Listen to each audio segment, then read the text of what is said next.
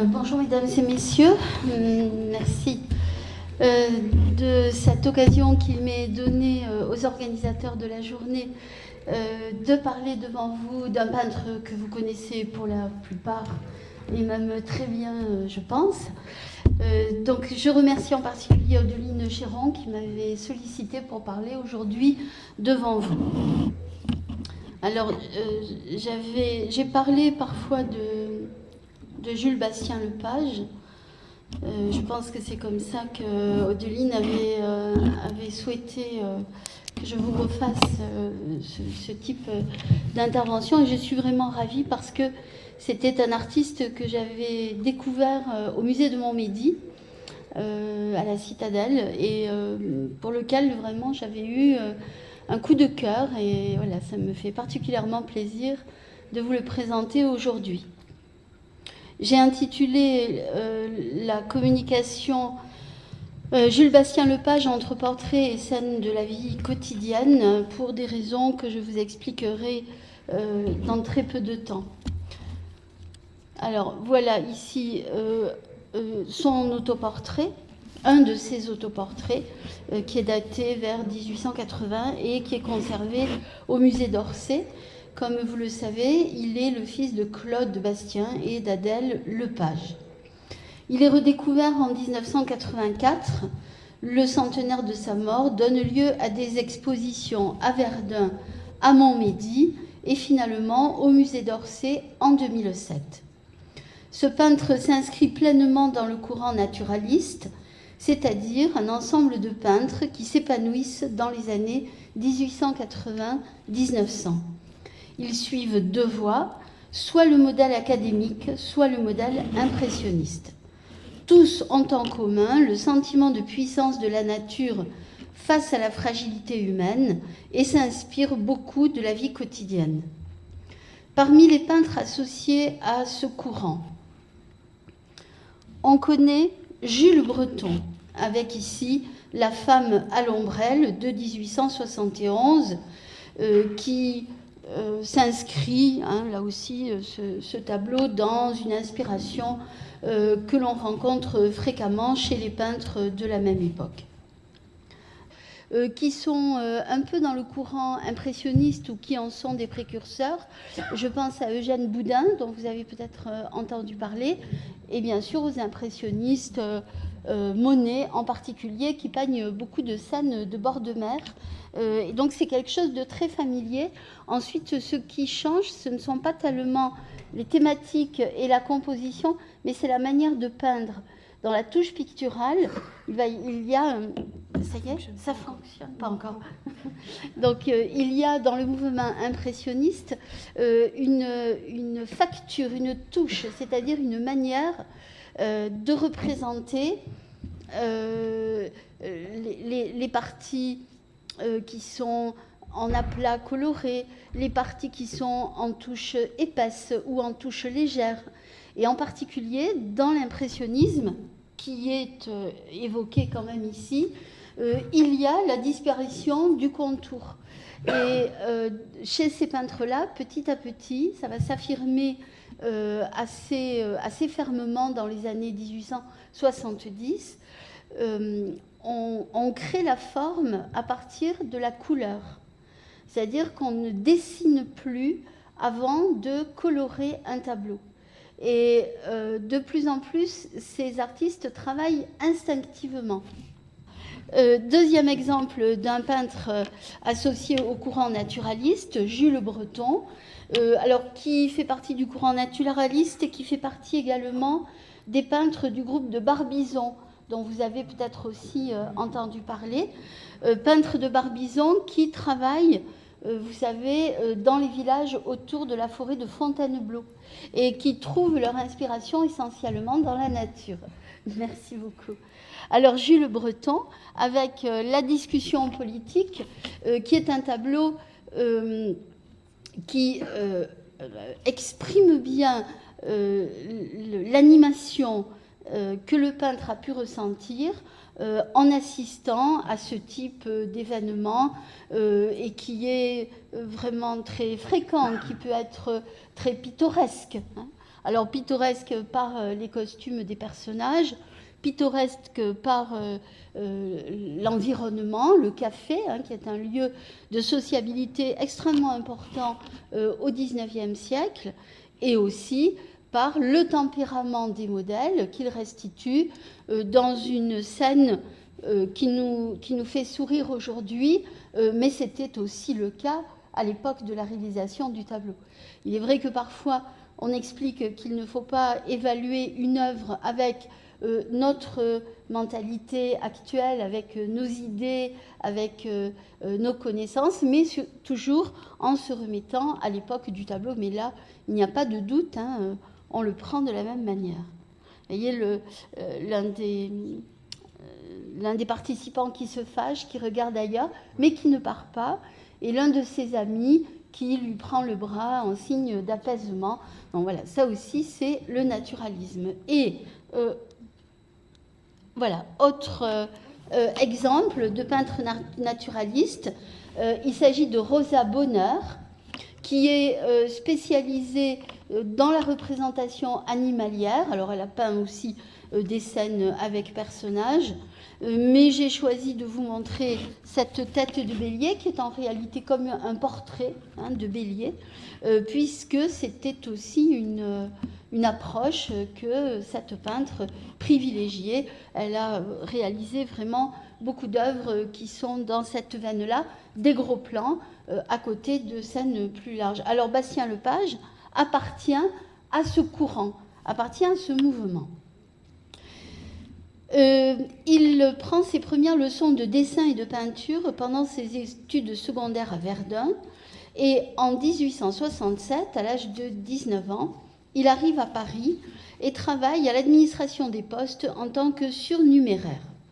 Il échoue au concours de l'école des beaux-arts, mais il peut suivre les cours avec un statut particulier qui est le statut d'aspirant, c'est-à-dire on essaye d'entrer à l'école des beaux-arts.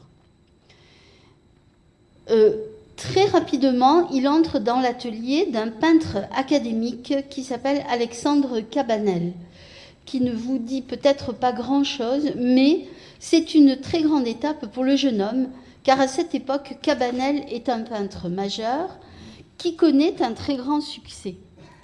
Parmi ses tableaux les plus connus, on peut citer celui-ci, intitulé « La naissance de Vénus ». Donc, là aussi, on peut faire un parallèle. Bastien Lepage, comme beaucoup de ces jeunes artistes de la deuxième moitié du XIXe siècle, reste formé par des peintres académiques, des peintres donc, qui transmettent une technique picturale dont il souhaite qu'on ne s'éloigne pas. Mais ces peintres d'une nouvelle génération, une fois qu'ils ont appris la technique, hein, c'est le principe de l'académisme, une fois qu'ils ont appris la technique, peuvent s'en échapper pour pouvoir créer autre chose.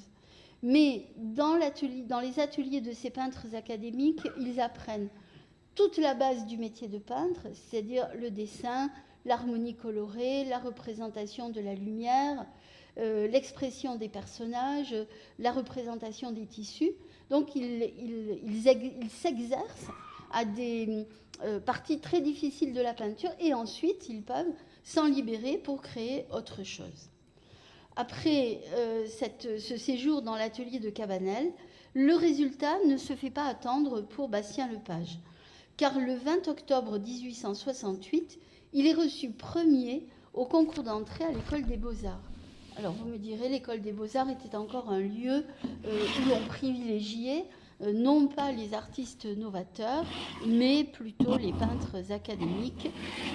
Mais l'entrée à l'école des beaux-arts allait lui ouvrir également d'autres portes.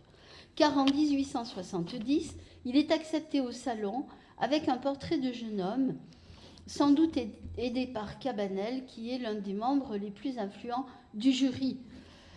Le jury du Salon était composé de peintres connus, de peintres reconnus, très célèbres et qui avaient une grande clientèle, à la fois privée, mais aussi une clientèle d'État. Et ils tenaient en réalité dans leurs mains le Salon. C'est-à-dire qu'il était très difficile pour un peintre qui s'échappait, qui s'écartait de l'académisme d'entrer, d'être accepté au salon. Donc, il est probable que Cabanel ait pu soutenir l'un de ses élèves, en l'occurrence Bastien Lepage, puisqu'il était très influent au sein de ce jury. La critique, qui commence elle aussi à être un peu plus structurée, ne remarque pas le tableau. Mais c'est une troisième étape très importante pour le jeune homme, après l'entrée dans l'atelier de Cabanel et la réussite au concours d'entrée à l'école des Beaux-Arts. Pendant la guerre de 1870, Bastien Lepage est incorporé dans la compagnie de francs-tireurs dirigée par un peintre qui est soldat à ce moment-là, le peintre Charles Castellani. Il est blessé pendant le siège et reste 2 ans en convalescence à Danvillers. Il ne retourne à Paris qu'en 1872. Pour gagner sa vie, il peignait des éventails, exactement comme le fit Auguste Renoir.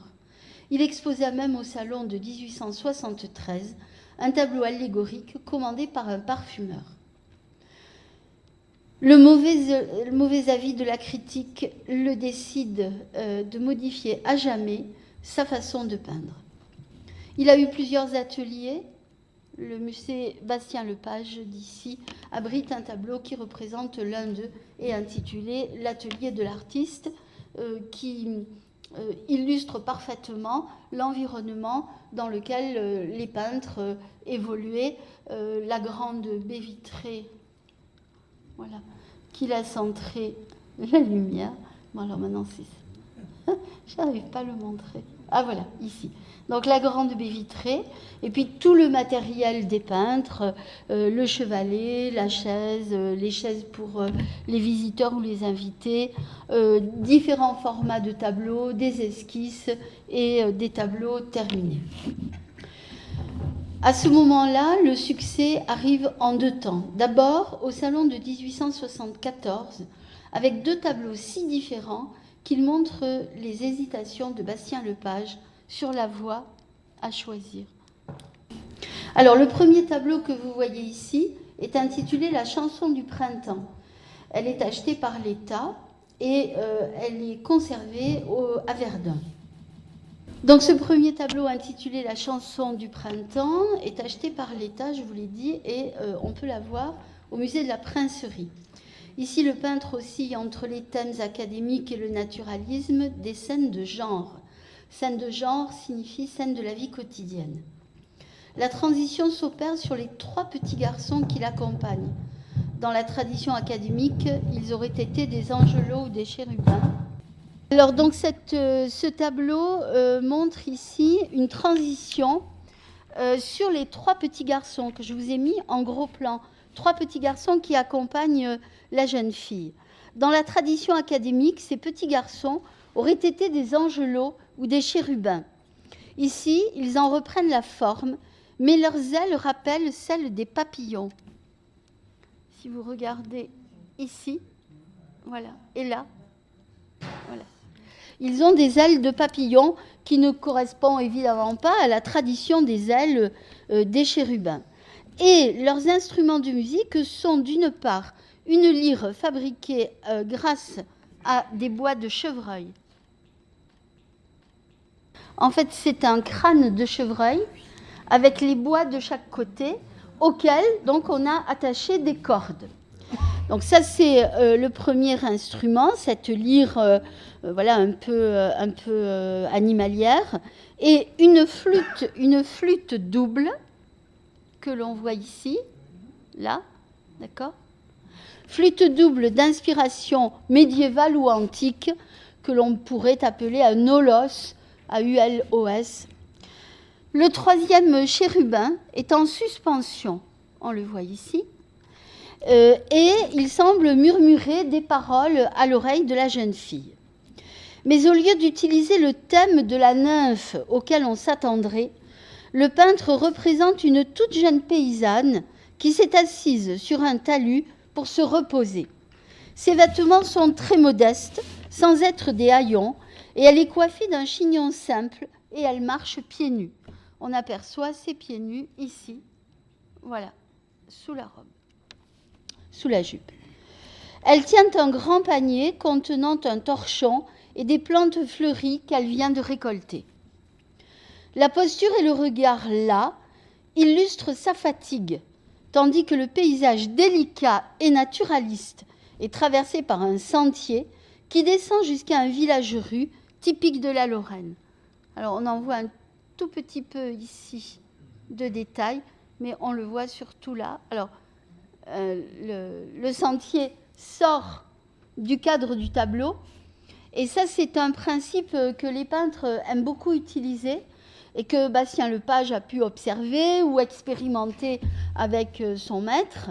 Le fait de couper un élément par le cadre du tableau permet de l'imaginer, permet mentalement de le reconstituer et donc d'agrandir le paysage représenté. Et alors ici, voilà, ici le sentier, et puis voilà, on imagine ici que ça fait une courbe, et hop, on arrive là, dans le village.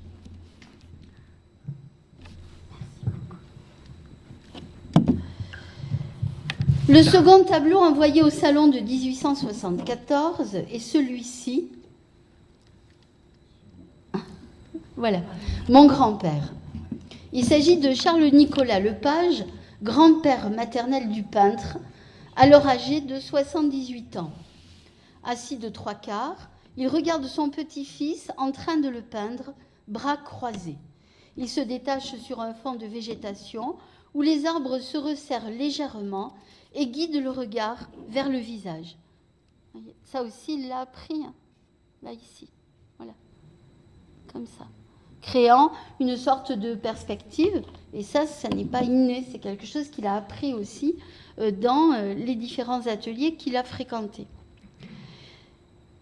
Ce resserrement de la végétation guide le regard vers le visage du modèle, avec lui-même un regard bleu un peu indéchiffrable, une barbe très fournie, un modelé complexe du visage aux rides profondes.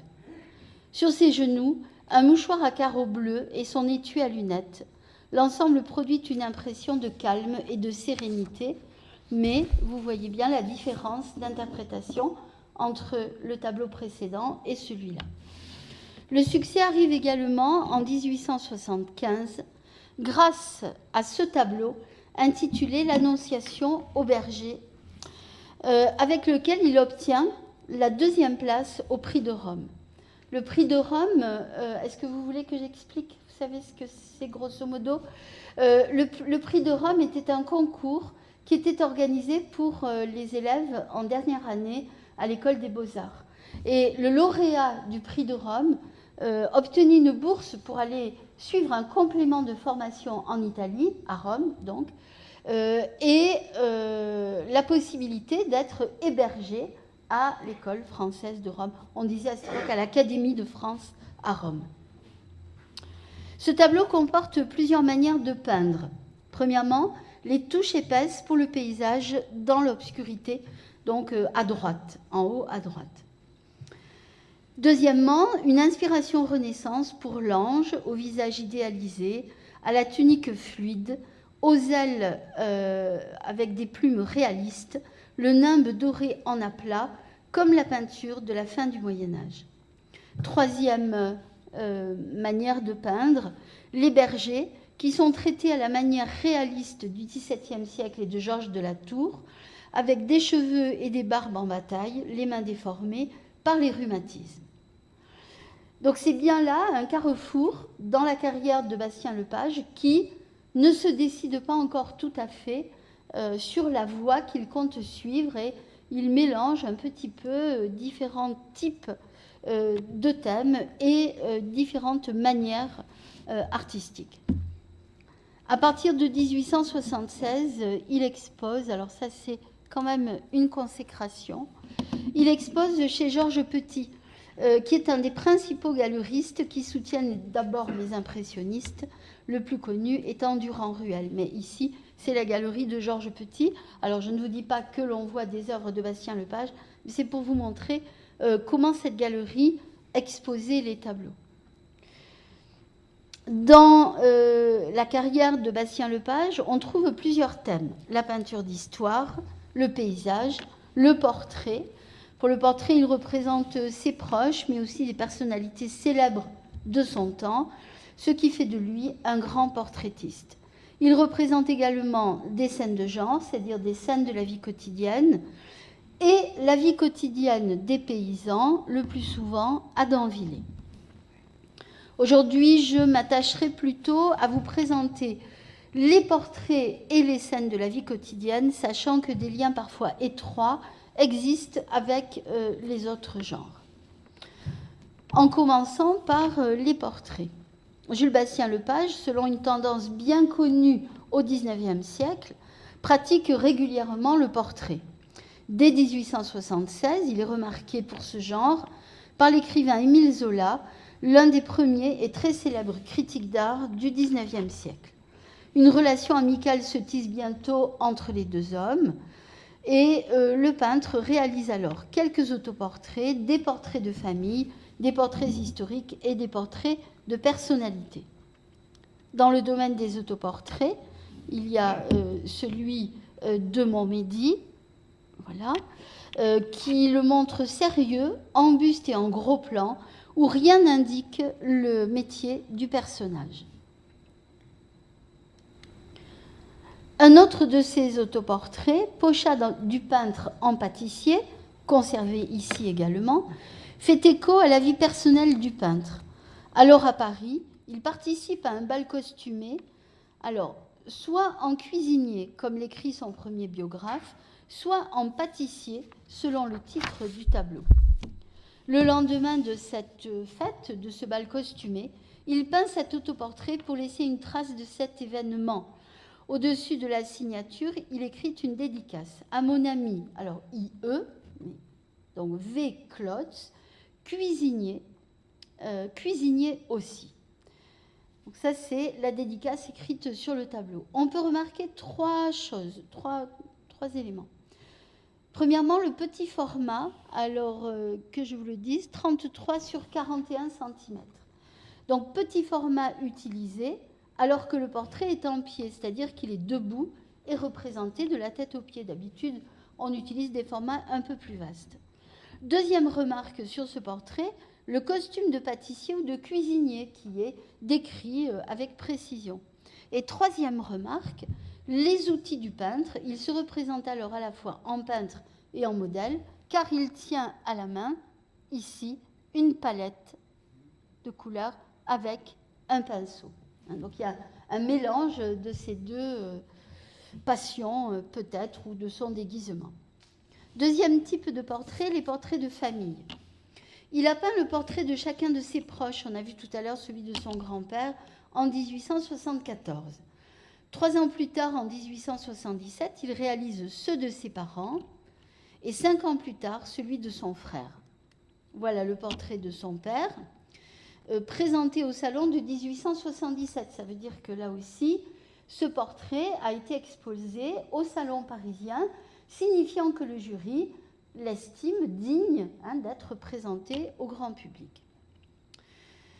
Ce tableau n'est peut-être pas peint en extérieur, mais il est présenté devant un mur aux pierres apparentes avec du lierre. La posture du père révèle un peu de lassitude, le corps un peu affaissé et les mains retombant sur les jambes. Le visage interpelle, tourné vers le peintre, dans un échange de regard direct avec son fils, mais avec une expression un peu mélancolique. Voilà, le portrait de sa mère, présenté également au même salon de 1877. Tous les deux sont conservés à Nice, en dépôt du musée d'Orsay. Assise également sur un banc et devant des arbustes, elle porte un manteau très couvrant, un peu austère, et elle tient une capeline légère, plus frivole, qui contraste avec le costume. Très jolie, elle aussi regarde son fils et esquisse un sourire. Ces deux portraits sont présentés au salon avec un titre unique, Mes parents. Il peint également, comme je vous l'ai dit, le portrait de son frère, qui est intitulé au musée de Nancy, Portrait du frère de l'artiste, Émile Bastien-Lepage, architecte. La ressemblance avec le père est frappante. Il est assis devant une table et manipule des croquis liés à son métier.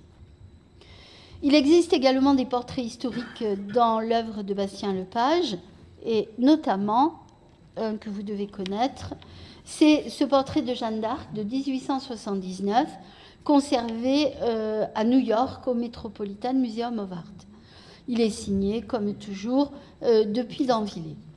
Il faut remarquer le grand format peu fréquent dans la carrière du peintre.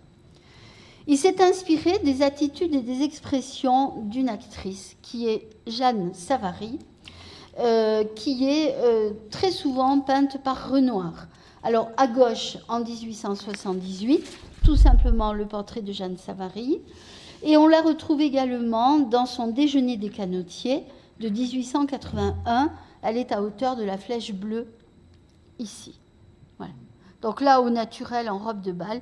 Et ici, au naturel, bien sûr, mais dans une scène amicale emblématique de la carrière de Renoir.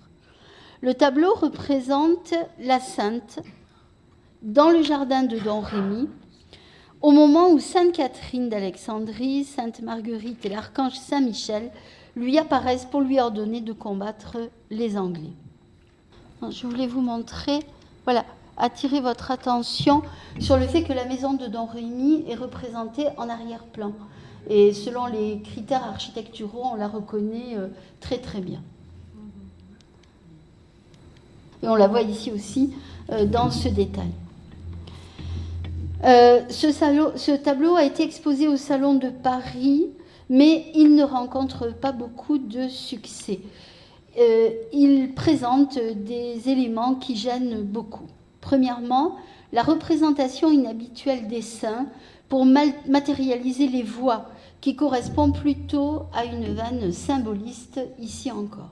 Donc ça a été assez mal apprécié. Et deuxième élément qui n'est pas beaucoup apprécié non plus, c'est la représentation de Jeanne comme une paysanne. Elle n'est pas idéalisée comme le public de cette époque le préférerait. Troisième élément qui ne plaît pas au public, le visage de la jeune fille qui a les yeux écarquillés et qu'on a pu, rapprocher à cette époque de jeunes femmes malades des nerfs, on disait autre chose à cette époque, et qui commençaient à être soignées par le docteur Charcot, qui a eu par ailleurs une grande renommée. Selon le peintre, les yeux ont été réalisés à partir de ceux d'une petite fille de Danvillers. Si les vêtements sont ceux d'une jeune paysanne, le visage est très pur, avec de grands yeux et un regard écarquillé, comme hypnotisé par les apparitions qui pourtant sont derrière elle. Ce visage transfiguré illustre la mission divine qui lui est confiée. Donc ça veut dire que quand on revoit le tableau, les apparitions sont derrière elle et elle entend les voix ailleurs. Donc c'est cette correspondance avec le genre symboliste qui n'a pas été tellement appréciée du public. Émile Zola, dont j'ai déjà parlé, qui pourtant soutient les jeunes peintres, dont Bastien Lepage, n'apprécie pas la rencontre entre le naturalisme qu'il soutient et le symbolisme qui ne le convainc pas.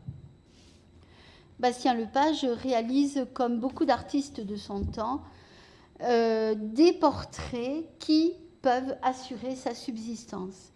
Et ce genre du portrait qu'il maîtrise lui assure vraiment une grande célébrité. Il représente l'élite de son temps, qu'elle soit politique, financière ou artistique. Quelques exemples, avec ici Adolphe Franck, c'est pas elle.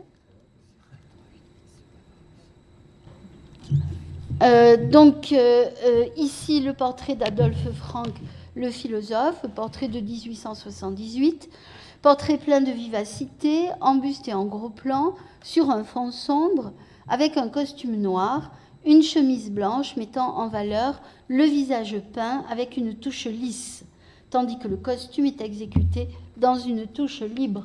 Donc ça aussi, dans l'exécution du tableau, le peintre, là, oscille un petit peu entre les deux. Il a besoin de la touche lisse et fine pour pouvoir détailler les traits du modèle, le visage du modèle. Mais pour représenter les vêtements, il peut créer une sorte de flou, hein, une sorte de mouvement dans les vêtements qui sont parfaitement adaptés à la touche libre. On appelle une touche libre, c'est vrai que ça je peux je pourrais l'expliquer, une touche libre, c'est la manière dont on pose le pigment coloré sur la toile avec soit beaucoup de peinture, beaucoup de pigments, soit peu de pigments, donc épaisse ou fine, mais aussi la touche libre concerne la taille et la dimension des touches.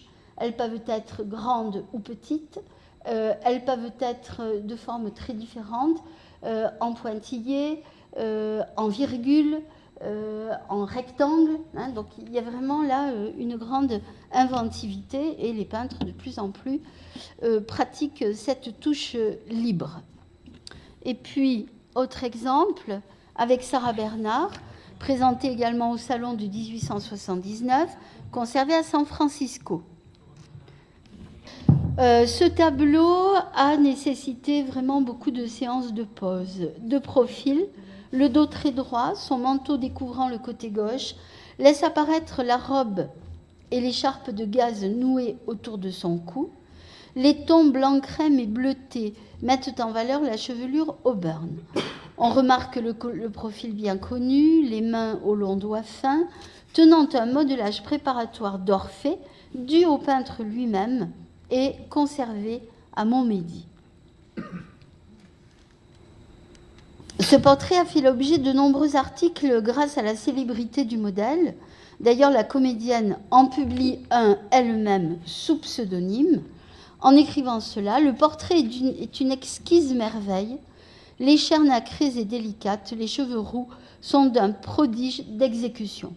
Donc, ça veut dire qu'elle encense elle-même son portrait, parce que si son portrait est apprécié, ça veut dire qu'aussi le modèle est de toute beauté.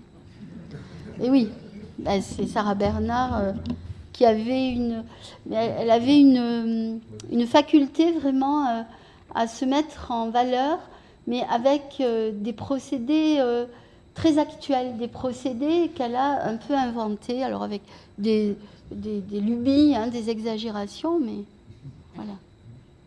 Bon, et puis quand même remarquer ici aussi ce qu'on verra ailleurs dans l'œuvre de Bastien Lepage sur la communiante, le fait de traiter des zones colorées extrêmement claires, allant presque jusqu'au blanc. Et ça, c'était très très peu utilisé parce que le blanc, comme le noir, sont des couleurs très difficiles à utiliser. Et Bastien Lepage, ici, n'hésite pas, même si c'est un blanc bleuté ou un blanc crème, il l'expérimente. Très satisfaite de son portrait, vous la connaissez, la comédienne offre au peintre une palette ornée de ses initiales, que je vous ai montré trop tôt tout à l'heure. Voilà, avec, c'est une vitrine ici, hein, avec le détail de l'initiale. Également, autre portrait de personnalité, voilà, ce portrait de Juliette Drouet, 1883. C'est une actrice qui était la maîtresse de Victor Hugo, qui est une personnalité très connue en son temps pour ses liens avec l'écrivain. Et ici, le peintre la montre comme une figure fragile qui conserve la beauté et l'élégance qui ont contribué à sa réputation.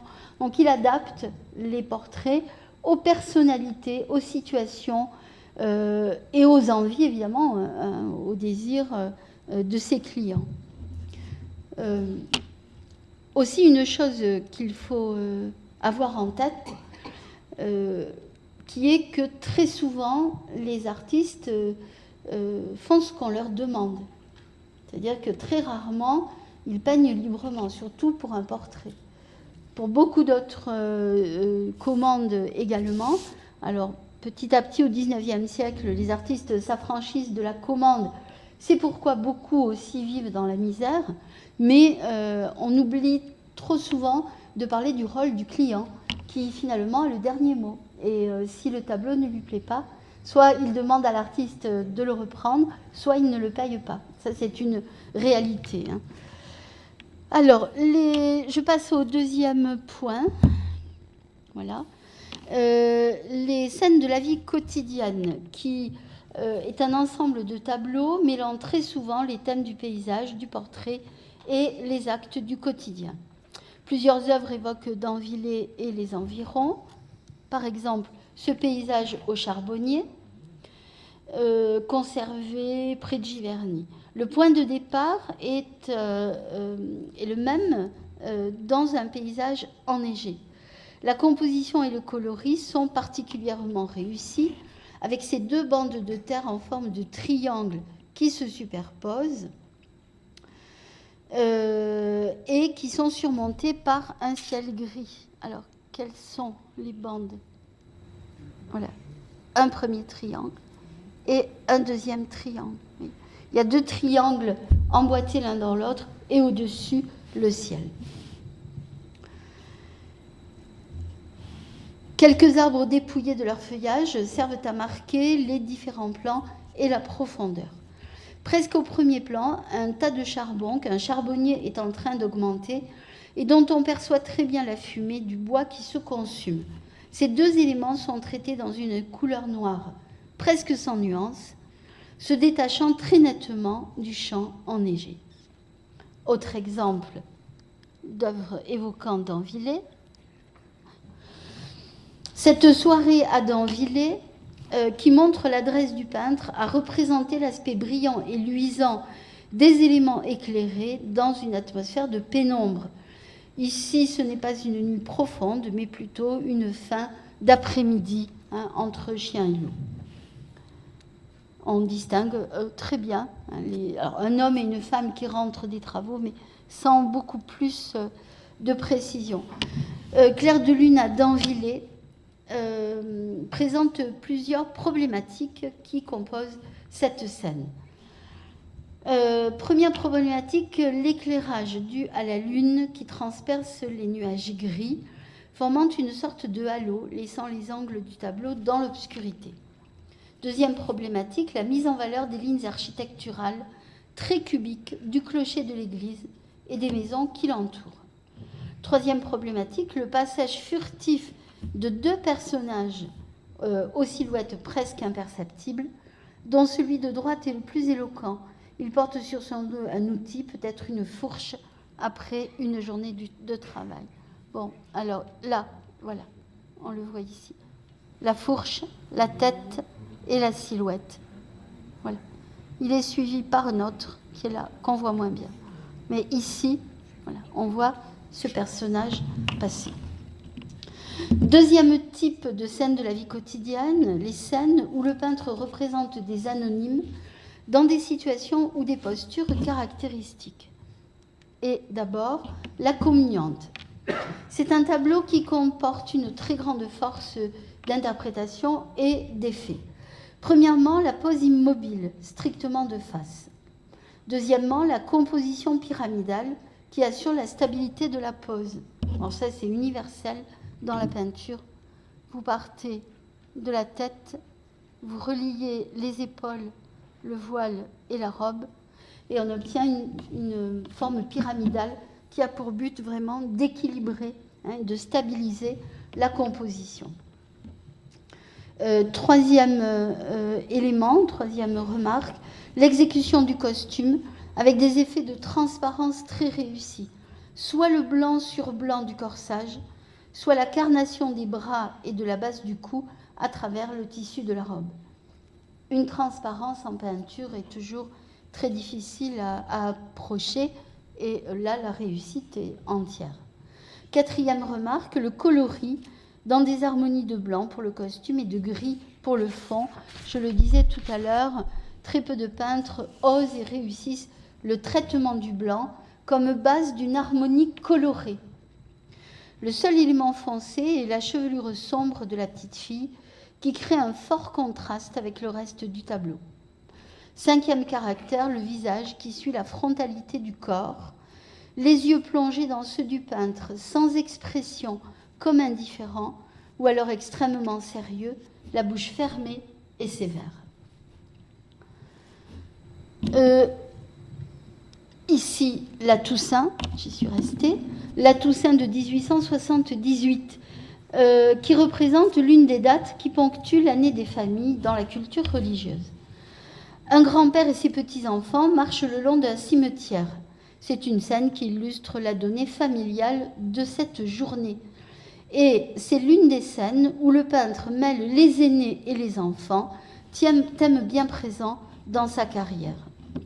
Ce thème évoque un tableau plus connu, voilà, réalisé 10 ans plus tard, en 1888, qui est celui d'Émile Friant, intitulé également La Toussaint, qui est un grand tableau. Alors, La Toussaint de Bastien Lepage, c'est 46 sur 55 cm.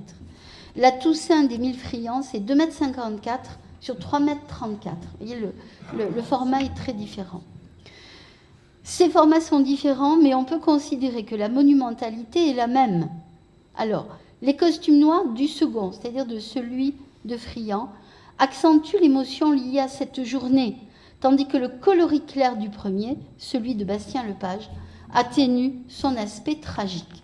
Il fait même soleil, il y a les ombres, donc c'est totalement une interprétation différente. Autre figure anonyme, le mendiant, dont vous avez ici une esquisse. C'est un tableau très étonnant. La scène est représentée pour illustrer... la scène illustre une grande finesse d'observation et une grande sensibilité. Elle s'inscrit dans le cadre étroit d'une entrée de maison, probablement à la campagne ou dans une petite ville. On note le géranium fleuri, la façade où la peinture s'écaille et le seuil creusé par l'usure des passages. Voilà. L'homme tourne le dos à la porte et range dans son sac un objet, peut-être un peu de nourriture, que l'on vient de lui donner. Une petite fille referme la porte en levant les yeux vers lui, tandis que sa mère apparaît derrière elle. Ici, on voit le visage, là. Oui, j'ai pas fait de... Elle est là, voilà, c'est le visage, ici. J'aurais dû faire un gros plan. La petite fille prolonge la rencontre par le regard, exprimant toutes sortes d'impressions que l'on sent, mais que l'on a du mal à définir. Quant au mendiant, son regard porté au loin démontre qu'il n'appartient déjà plus à l'environnement de la fillette et qu'il passe à autre chose après avoir bénéficié de compassion dans cette maison. L'étude de la posture est particulièrement réussie, de même que le traitement du visage. Autre figure anonyme, voilà, Pamèche, conservé à Édimbourg, un peu plus grand, 1,32 m de haut.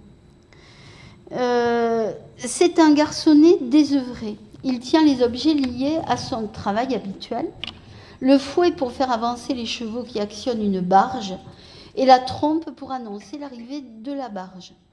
Les vêtements sont des haillons, trop grands pour l'enfant, comme les souliers, qui occasionnent sans doute une marche malaisée, accentuée par l'absence de lacets, causant sans doute à terme des douleurs. Le peintre témoigne objectivement, il n'agrémente en rien la scène et surtout, il ne déguise pas ce petit garçon. Outre la posture et l'environnement, comme toujours, le peintre réussit à attirer l'attention grâce au traitement du visage. On repense à celui de son grand-père ou à celui du mendiant. Durant l'été 1879, le peintre passe quelque temps à Londres. Ce séjour enrichit l'inspiration du peintre, avec la découverte des quartiers populaires de la capitale, mais aussi de la Tamise. Cette jeune fille à l'ombrelle, oui, je ne l'enlève pas, est peinte grâce à un modèle qui est de nouveau Jeanne Samary, le modèle de Jeanne d'Arc. Ce tableau est peint lorsque le peintre et la jeune actrice étaient à Londres tous les deux. C'est un portrait pris sur le vif dans un jardin fleuri. Elle est assise en travers d'une chaise de jardin, sans doute en rotin, et s'abrite du soleil grâce à une ombrelle. Elle regarde le peintre et lui sourit, comme pour illustrer une amitié ou une sympathie réciproque. L'artiste met en valeur une silhouette et une posture juvénile. Il décrit avec réussite la jolie jupe gris-bleu, sans compter évidemment les fleurs autour. De Londres également, cette petite marchande de fleurs, qui est une jeune fille croisée dans les rues de la ville, vêtue très modestement, bien que le coloris le fasse oublier au premier regard. Il y a une différence entre l'état des vêtements et le coloris. Ces vêtements contrastent avec la fraîcheur des roses qu'elle vend, le teint très pâle, le regard cerné, les grands yeux mélancoliques et la silhouette fine placent ce tableau à la lisière entre la scène de genre et le portrait. Et puis, le petit cireur de bottes, dernier exemple pour Londres, le petit cireur de bottes qui présente une autre version de l'enfance, celle qui travaille dur. Le peintre le montre tel qu'il a pu l'observer dans la rue, avec les instruments caractéristiques, le costume très abîmé et les grosses chaussures inconfortables. La posture semble détendue, légèrement insolente, mais surtout elle montre la grande lassitude de cet enfant. Et j'en viens à la vie quotidienne des paysans.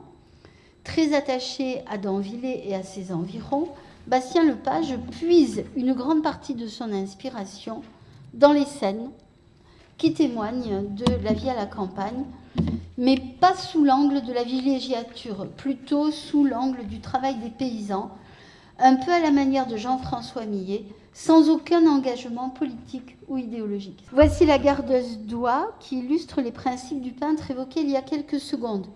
L'architecture est familière, la gamme colorée est plutôt terne. Le blanc des plumes éclaircit pourtant un peu le coloris. Voici les foins. Voilà. Les foins, 1,60 m sur 1,95 m, également un autre grand tableau, qui est présenté au Salon de 1878 et qui connaît un très grand succès.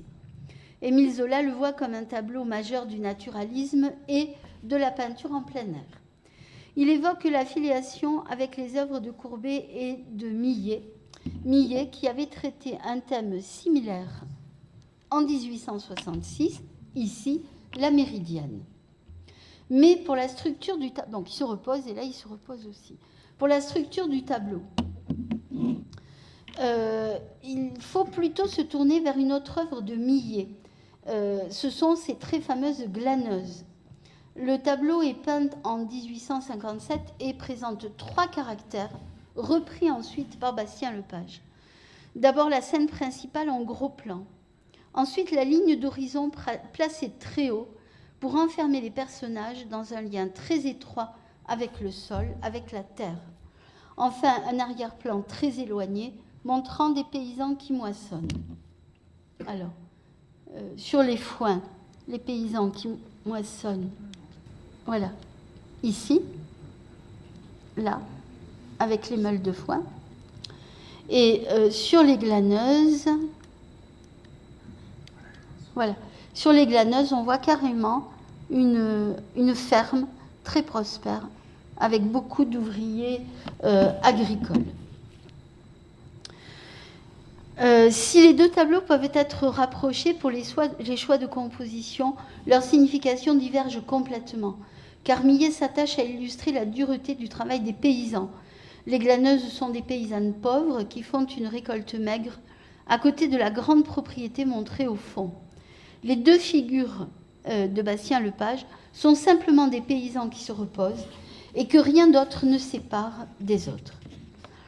Autre différence, les glaneuses sont anonymes, on ne distingue pas leur visage, ce qui participe de l'interprétation du travail harassant qui abrutit les gens.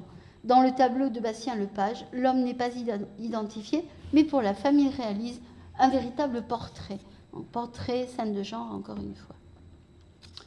Vous connaissez probablement, peut-être, le poème d'André Theuriet, qui était un ami de l'écrivain, et qui voulait commenter le tableau d'une manière un peu originale. Midi, les prés fauchés sont baignés de lumière, sur un tas d'herbes fraîches ayant fait sa litière. Le faucheur étendu dort en serrant les poings. assise près de lui, la faneuse allée, rêve les yeux ouverts, alanguie et grisée par l'amoureuse odeur qui s'exhale des foins. Et puis, son poème, Octobre, la récolte de pommes de terre, appelée également Saison d'octobre, présenté aussi au Salon de 1878. C'est un tableau peint à Danvillers, très apprécié par le public, qui le préfère au portrait de Sarah Bernard. Cette composition est dynamique, avec une étendue de terre à perte de vue, les collines de la campagne de Danvillers, au loin les hommes des terres, les pommes de terre. Qualité du ciel chargé de lourds nuages. Alors ça, les peintres formés par les artistes académiques savent que pour donner de la consistance à un paysage ou à une scène, il faut représenter un ciel de très bonne qualité. Ça, dans les manuels de peinture, dans les théories de la peinture, on insiste beaucoup sur la réalisation des ciels. Voilà, les modèles sont la cousine du peintre et une amie de celle-ci.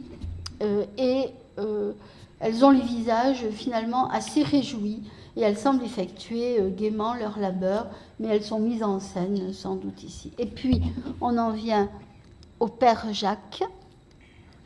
Voilà. Salon de 1882, donc vous voyez, il a été très souvent exposé au salon. Un sous-bois assez dense dans les couleurs de l'automne. Le terrain en pente monte vers l'horizon, placé très haut. Un homme âgé porte une hotte sur son dos, où est attaché un gros fagot de branches longues et épaisses. Il avance, courbé vers l'avant, sous le poids de son fardeau. Cette posture de la marche suggère une rencontre dans les bois, entre cet homme qui vient de récolter du bois et le peintre qui parcourt le terrain à la recherche d'un sujet. Depuis Barbizon, ils le faisaient tous. Comme s'ils se croisaient et échangeaient un regard dans ce sous-bois, une petite fille gambade autour de l'homme et cueille un bouquet de fleurs sauvages. Il porte des vêtements qui s'accordent à la tonalité générale, sauf la veste plus sombre. Quant à la petite fille, elle porte un tablier bleu qui attire le regard. La composition comme le coloris font de ce tableau l'une des pièces maîtresses de la carrière du peintre. Et je vous ai aussi agrandi un peu ce tableau parce qu'on perçoit très bien ici la touche à la fois libre dans ses formes et dans son épaisseur. La vie quotidienne est faite également de romances. Ah non, il y avait le petit colporteur endormi, pardon. Alors, bon, je vais aller un petit peu vite, mais il est épuisé, il dort, il est assis sur le sol, le dos contre le mur, appuyé sur son chien couché à côté de lui. Entre lui et le banc, une petite boîte qui contient les quelques marchandises qu'il peut vendre ou qu'il veut vendre. Les trous de son pantalon illustrent la misère dans laquelle il vit. Il rappelle les enfants pauvres déjà rencontrés, mais peut-être en pire. Le détail très réaliste du pied nu, sans chaussettes, et du soulier très abîmé accentue l'image du dénuement dont il devient presque une allégorie. Alors, changeons de thématique pour terminer. La vie quotidienne, où l'on rencontre également quelques romances, parmi les jeunes villageois, avec ici L'amour au village. 1882, également un grand tableau. C'est une scène très charmante où deux jeunes gens, presque encore des adolescents, l'une avec ses tresses et le second imberbe, se rapprochent sans se regarder ni se toucher. Mais il lui a peut-être offert la fleur qu'elle tient. Ils sont séparés par la clôture qui sépare les jardins mitoyens où ils travaillent, peut-être ceux de leurs parents respectifs. Le coloris présente une dominante de ton vert, très frais, très lumineux, pour représenter ces jardins potagers en pleine croissance. Et c'est ici que je termine en vous remerciant de m'avoir gentiment écouté.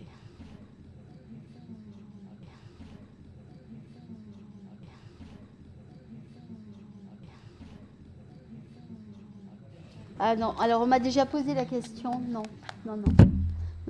Alors pour ça, donc sur la question du nombre de tableaux, il faut se référer au catalogue de 2007, qui est la publication la plus récente et la plus exhaustive. Mais depuis, certains tableaux sont passés dans des ventes publiques. Et donc, on ne connaît jamais réellement l'intégralité des œuvres d'un artiste. Certaines ont pu être perdues, peut-être détruites à sa mort. Là, ça n'a pas été trop le cas. Et puis, beaucoup sont en collection privée, y compris à l'étranger, et ne sont pas référencés. Parfois, les collectionneurs privés ne veulent pas, ne souhaitent pas que l'on mentionne l'existence de leurs tableaux.